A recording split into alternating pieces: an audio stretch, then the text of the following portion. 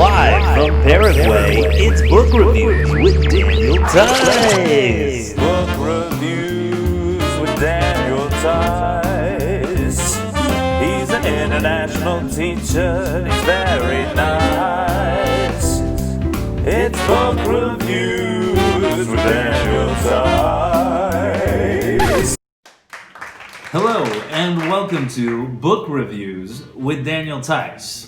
Today we'll be reading The Servant, a simple story about the true essence of leadership, by author James C. Hunter. Let's take a look, shall we? About the author. James C. Hunter is a writer and event speaker who helps businesses develop effective leadership. For over 30 years, he has assisted notable organizations, including the Marriott Hotels, the FBI, and the U.S. military. His ideas all tie into the concept of the servant leader, a morally conscious individual who effectively assesses and procures the needs of his organization. His books, including The Servant, have sold millions of copies all over the world. Now I'm going to go through a summary of The Servant. I'm going to do a quick version of it as to avoid an overly long presentation. In the introduction, the character John Daly has a failing life. While he seems to be succeeding on the outside, all of his relationships are falling apart, including his marriage. So his wife drives him up to northern Michigan to a retreat. At the retreat, he is excited about attending the classes of a Mr. Len Hoffman, who is a former Navy SEAL and a former business leader as well. He abandoned his life of business to become a speaker at the retreat and a monk. Key quote from these chapters was, "I do not have all the answers, but I am a firm believer that all of us together are much wiser than any one of us alone, and together we will make some progress." Len Hoffman. This shows that he is a humble individual, and he really truly believes in servant leadership. Now, as the story continues, Daly starts to change. Instead of interrupting people, he starts to listen, and he starts to realize that Hoffman has a lot to offer. And he seeks to meet and talk with Hoffman whenever he can. Some key quotes from this chapter include, "Power erodes relationships. You can get a few seasons out of power, even accomplish some things, but over time, power can be very damaging to relationships." Len Hoffman. So basically there he's saying that you cannot force people to do the things you want as a leader. You need to bring them along with you. Otherwise, rebellion can happen. Now in this section of the book, Hoffman continues to illustrate his point. He says, "The role of the leader is not to rule and lord it over the next layer down. Rather, the role of the leader is to serve." And he says, what an interesting paradox. What if we had it upside down all along? He says that people are too concerned about pleasing their boss in some businesses, and there's not enough focus is placed on the customer. In the case of the school, that would be the stakeholders, right? Parents and students. And he also talks about meeting wants versus meeting needs. So he says that a good leader does not give in to the wants of their employees or clients, but instead provides what they need, even if it isn't exactly what they want. This may include making the individual feel valued, holding them accountable, and providing feedback to improve them. If a leader gives in to the clients' or employees' wants, this can lead to poor behavior. So the leader should push and encourage people to become the best they are capable of becoming. Hoffman also shares some examples of great leaders, including Jesus Christ, as it is taking place in a monastery. He suggests he changed the world without ever exercising power, only influence.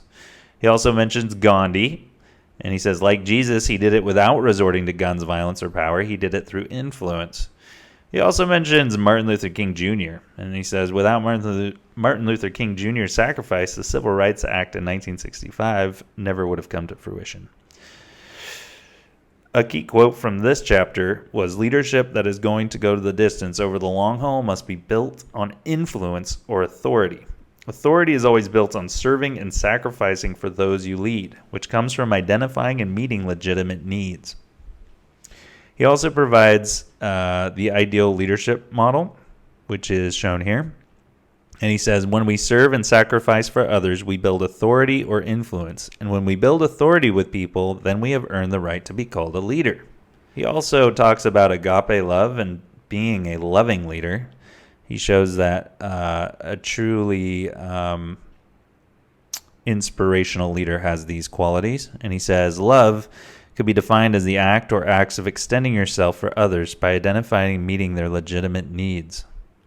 So again, meeting needs versus wants, and then showing these values yourself as a model. In the final chapter, he talks about praxis. And praxis is the idea that the feelings will follow the behavior.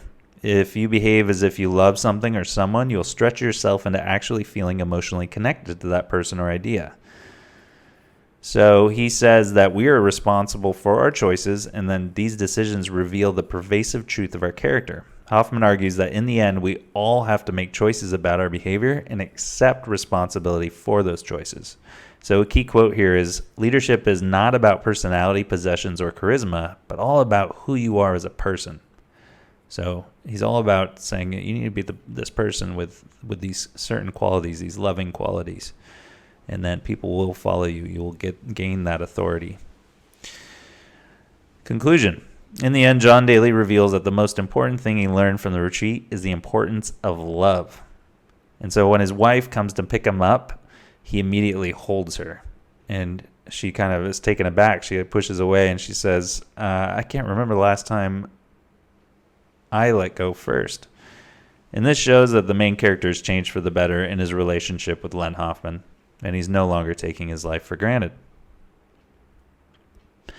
The story took place in northern Michigan. For the main character, John Daly, the setting provided the perfect location for him to rediscover the most important parts of himself.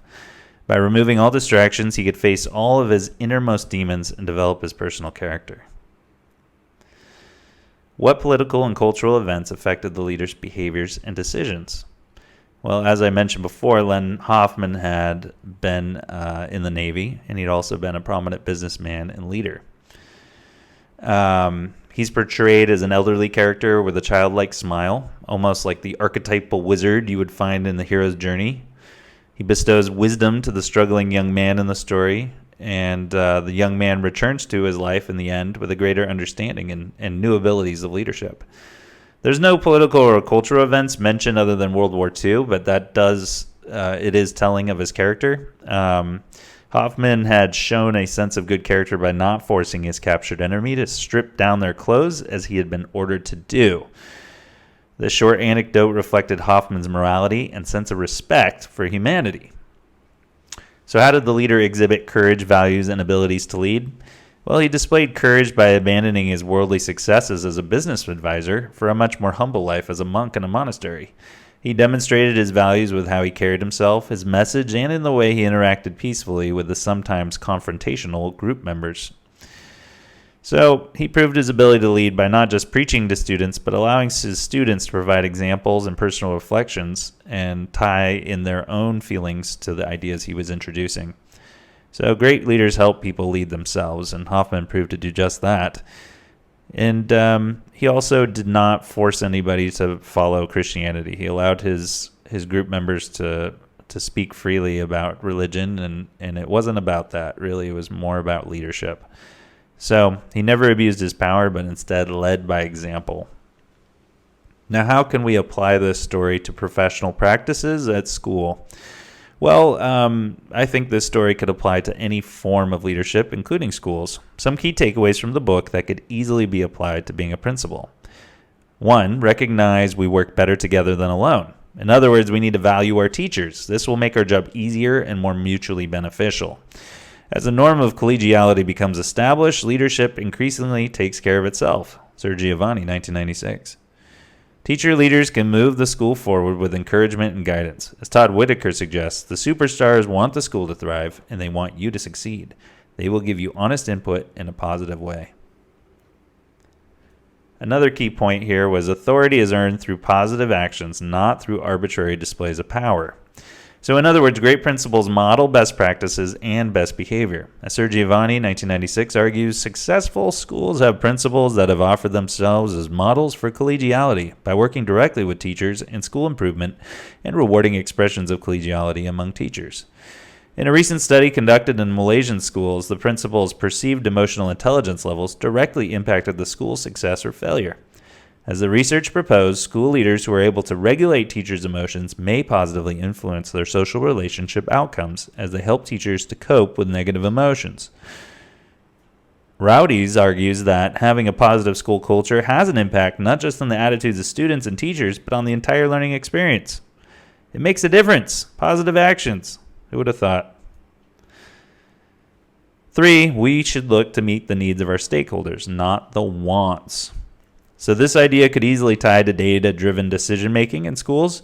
As study after study shows, the analysis of student performance data is a critical component of curriculum decision-making processes. In order to pinpoint the needs of students and staff, data must be analyzed. The data then signals specific needs. Students may not want, for example, additional reading instruction in secondary school, but they sure need it. By using data to establish needs, strong leaders can help raise the quality of instruction and student production. So they look at needs and they use data. The fourth big point in the story was we can lead with love by serving others and by providing them with what they need. So this concept aligns with Todd Whitaker's ideas of being a visible and active member of the community, being in classrooms, and helping teachers achieve. Good character is one of the most important aspects of being a good leader and can directly impact a school's efficiency. Dr. Daniel Belcher did a study, and he said there's evidence to suggest a values-driven approach is not only the right thing to do morally and educationally, but the byproduct is sustainably better outcomes in examination performance. Belcher goes on to argue that a lack of a moral leadership may mean a poor performing school, and probably will mean that. So this demonstrates the sheer importance of leading with love. To lead, you must serve. Overall, The Servant was a great read, and I highly recommend it. But don't take my word for it. Go to your local library and pick up a copy today. Book reviews with Daniel Tice. He's an international teacher, he's very nice. It's book reviews with Daniel Tice.